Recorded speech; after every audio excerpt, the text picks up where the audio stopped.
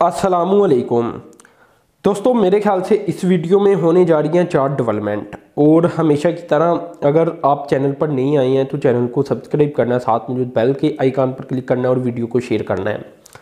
खैर, पहली डेवलपमेंट की तरफ चलता हूँ। पाकिस्तान की गेमिंग इंडस्ट्री भी अब ग्रेजुअली ऊपर आती चली जा रही है और 150 ममालिक में पाकिस्तान का रैंक बन चुका है 29वां। ये पाकिस्तान की जो ई स्पोर्ट गेमिंग है उसके अंदर अर्निंग के हिसाब से पाकिस्तान का रैंक है, यानी पाकिस्तान 29वां मुल्क है जिसने ई स्पोर्ट में सबसे ज़्यादा कमाई की। पाकिस्तान के पास कोई 278 लोकल प्रोफेशनल प्लेयर्स बन चुकी हैं जिन्होंने कंबाइंड 845 मिलियन रुपीस कमाए। इसमें सुमेल हसन नाम का एक डोटा 2 का प्लेयर है प्रोफेशनल, ये किसी गेम का नाम होगा। इसने 675 मिलियन रुपीस कमाए वीडियो गेमिंग ऑनलाइन के ज़रिए। इसके अलावा हाल ही में एक टूर्नामेंट हुआ था फ्लोरिडा अमेरिका में, जिसमें टेकन का ये टूर्नामेंट था। टेकन एक गेम का नाम है। तो इसमें अरसलान ऐश नामी एक पाकिस्तानी नौजवान ने जिसे कहा जाए वो टूर्नामेंट जीता है, शायद कोई इस तरह की डेवलपमेंट हुई थी। तो इन्होंने भी अच्छी कमाई की और पाकिस्तान का नाम रोशन किया, जिससे पाकिस्तान टॉप 30 कंट्रीज़ के अंदर आ चुका है अर्निंग के हिसाब से। ग्लोबल अगर गेमिंग इंडस्ट्री की बात की जाए तो $200 बिलियन एनुअल ग्रोथ है इनकी और 9.64% के अंदर ग्रोथ है। तो बड़ी इंडस्ट्री है गेमिंग दुनिया के अंदर। पाकिस्तान अब तेज़ी के साथ इसमें ग्रो करना शुरू कर चुका है और प्रोफेशनल जो ऑनलाइन गेमिंग है उसके प्लेयर सामने आ रही हैं। अगर तुर्की की बात की जाए तो तुर्की ने इस साल $238 मिलियन रेज किया है, सिर्फ गेमिंग इंडस्ट्री या गेमिंग कम्युनिटी के तौर पर देखा जाए। यानी मुख्तलिफ जो टूर्नामेंट होती हैं उसमें पार्टिसिपेट किया होगा और पैसा जनरेट किया होगा, ठीक है ना। तो ये एक बड़ी इंडस्ट्री निकल कर सामने आ रही है, जिससे पाकिस्तानी जो ज़्यादातर, क्योंकि इसमें यंग नौजवान ही हिस्सा लेती हैं, तो अच्छा पैसा ये कमा रही हैं। तो ये एक नया तरीका सामने आ रहा है पैसे कमाने का भी और मुल्क का नाम रोशन करने का भी, क्योंकि इनकी अब बाकायदा टूर्नामेंट होती हैं और हर साल होती हैं। तो ये भी एक कैरियर के तौर पर लिया जा सकता है और गवर्नमेंट को चाहिए कि इसके ऊपर ज़्यादा से ज़्यादा काम करे। तो ये एक बड़ी अहम तरीन डेवलपमेंट सामने आई थी कि पाकिस्तान कहाँ से उठकर 29वें नंबर के ऊपर आ चुका है। खैर दोस्तों, दूसरी डेवलपमेंट की बात करता हूँ। ये डेवलपमेंट कुछ इस तरह से है कि आने वाले 6 माह के दौरान जो हाई स्पीड इंटरनेट है ये अवेलेबल होने जा रहा है चित्राल, कगान, नरान, नीलम वैली और इसके जो आसपास के एरियाज़ हैं उसमें। इसके बाद यानी जब यहाँ आ जाएगा तो इसके 1 साल के अंदर अंदर ग्वादर, पंजगोर और बलूचिस्तान के बाकी जो दूर दराज एरियाज़ हैं वहाँ भी हाई स्पीड इंटरनेट आ जाएगा। जो फाइबर ऑप्टिक वर्क है ये इस वक्त जो KPK का हिस्सा बन चुकी हैं फाटा के एरियाज़, उनके 900 किलोमीटर जो 60 डिस्ट्रिक्ट है वहाँ फैलाया जा रहा है और इसमें खैबर, कुरम, मोहम्मद डैम भी बनाया जा रहा है। ये एरियाज़ भी शामिल हैं। यानी ये वो इलाके हैं, चाहे वो आज़ाद कश्मीर हो, चाहे वो गिलगित बल्तिस्तान हो, चाहे वो फाटा हो, चाहे बलूचिस्तान हो, जहाँ इंटरनेट की कोई इतनी स्पीड नहीं ना तो फराहमी थी। अब इन्हीं के ऊपर काम किया जा रहा है। वैसे तो हम टूरिज़्म की वैसे बात करती हैं, तो अब जाकर यहाँ काम किया जा रहा है, ठीक है ना।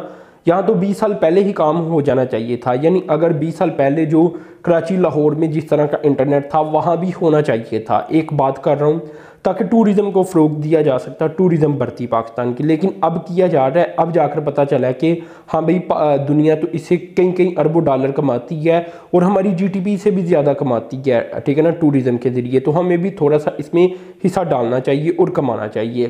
तो खैर, लेट आए दुरुस्त आए।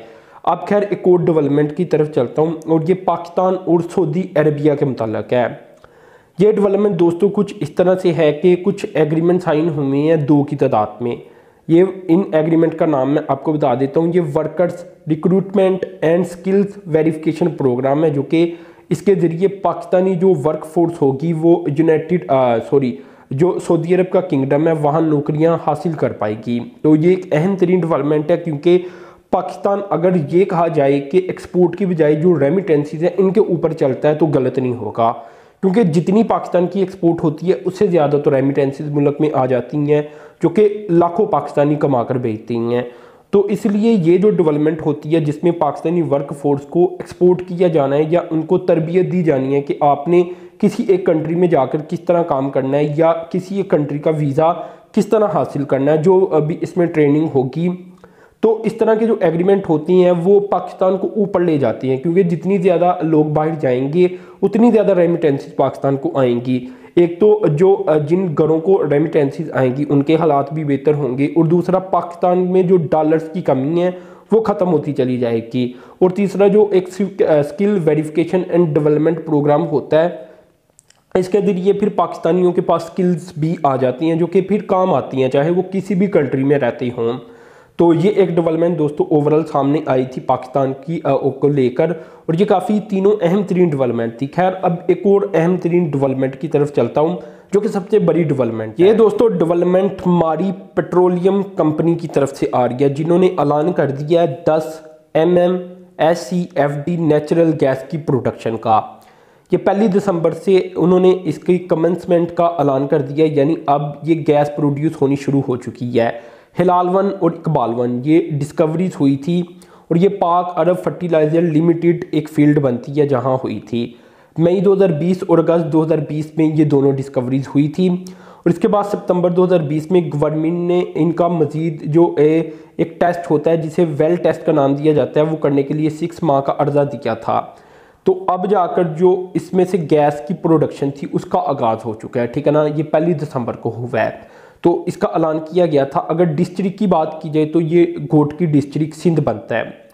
24 किलोमीटर की पाइपलाइन होगी, और इसके ज़रिए इसे SNGPL के साथ जोड़ा जाएगा, यानी जो सुई नार्दर्न गैस पाइपलाइन प्रोजेक्ट है या गैस पाइपलाइन है उसके साथ। सुई की गैस हमें पता है आती है पूरे पाकिस्तान में, एक सुई सदरन गैस पाइपलाइन है और एक सुई नार्दर्न। तो ये वाली गैस जो निकलेगी ये सुई नार्दर्न की पाइपलाइन के ज़रिए आगे पहुंचेगी। इसके ज़रिए बताया जा रहा है कि कोई 1 लाख मैट्रिक टन गालबन या 1 लाख मैट्रिक तक जो मज़ीद फर्टिलाइज़र हैं वो प्रोड्यूस किए जा सकेंगे, और ये गैस इसी के लिए इस्तेमाल की जा सकेगी। इससे जो इंपोर्ट गैस करनी पड़ती है वो कम होगी। और जो पाकिस्तान का जो जिसे कहा जा सकता है फर्टिलाइज़र का डेफिसिट रहता था पाकिस्तान में, जिसकी वजह से फिर इंपोर्ट करने पड़ते थे फर्टिलाइज़र, इनके अंदर कमी आएगी। जब इनके अंदर कमी आएगी तो पाकिस्तान की जो एग्रीकल्चर की प्रोडक्शन है उसमें इजाफा होगा। इससे ये है कि गैस सस्ती भी हो जाएगी इन लोगों के लिए जिनको इससे फ़ायदा होगा। तो ये ओवरऑल डेवलपमेंट दोस्तों सामने आ रही थी, और ये मेगा तरीन डेवलपमेंट है। यहाँ फिर मैं आपको छोटी सी एक बात बताना चाहूँगा, ठीक है डिस्कवरी हुई है और गैस भी आने जा रही है, बल्कि आ चुकी है, लेकिन ये ऐसी डिस्कवरी नहीं है जिससे पाकिस्तान को जो गैस बाहर से मंगवानी पड़ती है वो ख़त्म हो जाएगी, बल्कि इससे ज़ायद तो हमें पता है कि कुएँ सूखते चले जा रही हैं। जो पहले 4300 MMCFD गैस पैदा की जाती थी, अब वो 3300 के ऊपर आ चुकी है, ठीक है ना। कुछ अर्से पहले इतनी की जाती थी, अब 3300 के ऊपर आ चुकी है। तो ये कम हो रही है, हर साल कम हो रही है, जिसकी वजह से पाकिस्तान को जो इंपोर्ट है वो ज़्यादा करनी पड़ेगी, फ्यूचर में भी ज़्यादा करनी पड़ेगी। यहाँ कोई बहुत बड़ी डिस्कवरी हो और फिर जब वो डिस्कवरी हो जाएगी तो जाहिर सी बात है उसमें से गैस निकालने का भी टाइम लगता है, ऐसे ही तो नहीं निकल जाती। तो ये एक पूरा प्रोसीजर है, यानी 5 से 10 साल जो पाकिस्तान के होंगे वो यही है कि पाकिस्तान को ज़्यादा से ज़्यादा गैस इंपोर्ट ही करनी पड़ेगी। तो फिर जाकर कोई बड़ी डिस्कवरी अभी हो जाए तो वो शायद 2-4 सालों के अंदर इस पर कुछ ना कुछ निकलना शुरू हो जाए, वरना ये जो 5 साल का अर्जा है ये मुश्किल ही नज़र आ रहा है गैस के लिहाज से, क्योंकि कोई बहुत बड़ी डिस्कवरी सामने नहीं आ पा रही जितनी कि होनी चाहिए, ठीक है ना। बहुत बड़ी बड़ी डिस्कवरीज की ज़रूरत है। तो वो मुख्तलिफ वीडियोज़ में डिस्कस कर चुका हूँ कि कौन सी डिस्कवरीज हों बड़ी बड़ी, तो फिर इसकी ऊपर कई वीडियोज़ बनाई हैं मैंने, तो अब वो डेटा ज़हन में नहीं है, किसी दिन फिर निकाल कर आपसे शेयर करूँगा। तो आपने दोस्तों चैनल को सब्सक्राइब कर देना, साथ में जो बेल के आइकन पर क्लिक कर देना। अब तक के लिए इतना ही था, अल्लाह हाफिज़।